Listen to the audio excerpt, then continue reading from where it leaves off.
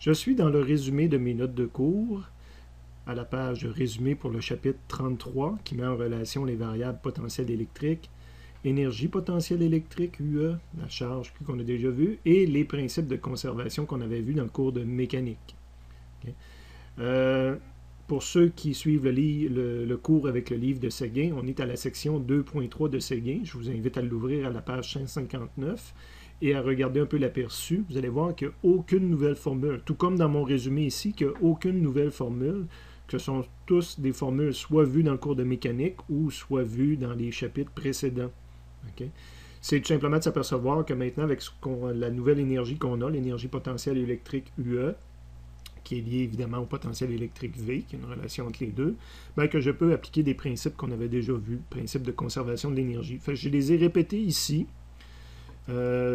dépendant si vous aimez mieux la forme initiale, la forme finale puis initiale, là, de dire que E final est égal à E initial plus le travail.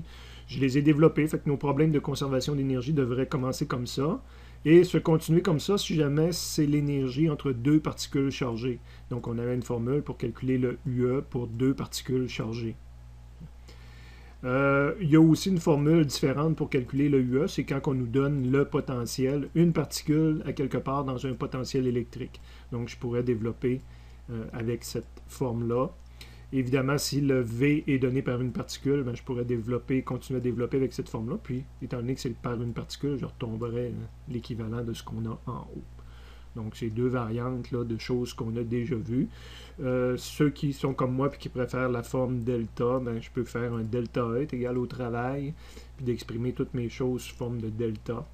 Et on avait une formule pour le delta UE pour deux particules, ou encore pour le delta UE, quand on connaît une particule et le potentiel à lequel elle est soumise.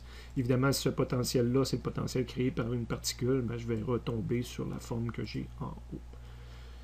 Et à la deuxième page du résumé, pour le chapitre 33, c'est le principe de conservation de quantité de mouvement, qui n'a absolument rien de différent avec ce qu'on a vu en mécanique, parce que les aspects électriques n'apparaissent pas dedans, mais on peut l'utiliser des fois pour se donner des équations supplémentaires.